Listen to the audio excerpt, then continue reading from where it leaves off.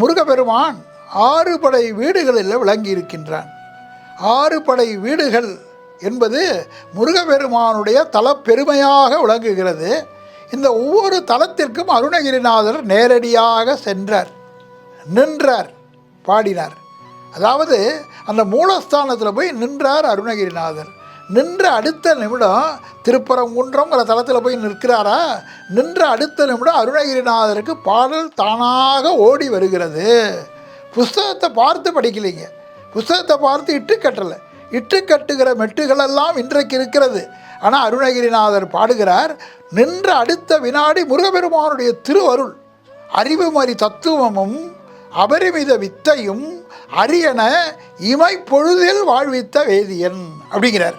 இது இமைப்பொழுதுனா கண நேரத்தில் சகல கலைகளும் அருணகிரிநாதருக்கு முருகப்பெருமான் தந்தார். இது எப்படிங்கிறத இப்போ திருப்புகழை ஆராய்ச்சி பண்ணால் நம்ம புரிந்து கொள்ளலாம்.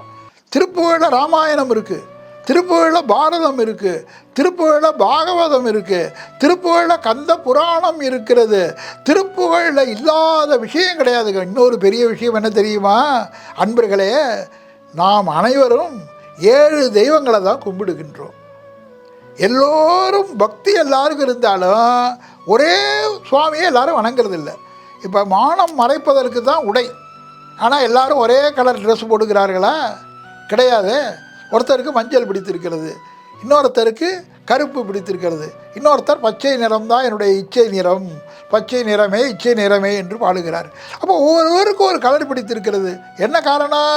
உடை போதும், ஆனால் உடைக்கு ஒவ்வொருவருக்கும் ஒரு ருசி இருக்கிறது. லோகோ பின்ன ருச்சி என்று சொன்னார்கள். உலகம் பலவிதமான ருசிகளை உடையது. அப்போ மானம் காப்பதற்கு தான் ஆடை, ஆனால் ஒவ்வொருவர் ஒரு ஆடையை போடுகிறார்களப்பா. அதே மாதிரி பசிக்கு தான் உணவு, ஆனால் எல்லாரும் போய் ஹோட்டலில் ஒரே இடத்துக்கு ஆர்டர் பண்ணுகிறார்களா? எல்லாரும் கோரஸாக சேர்ந்து இட்லி அப்படிங்கிறார்களா? கிடையாது.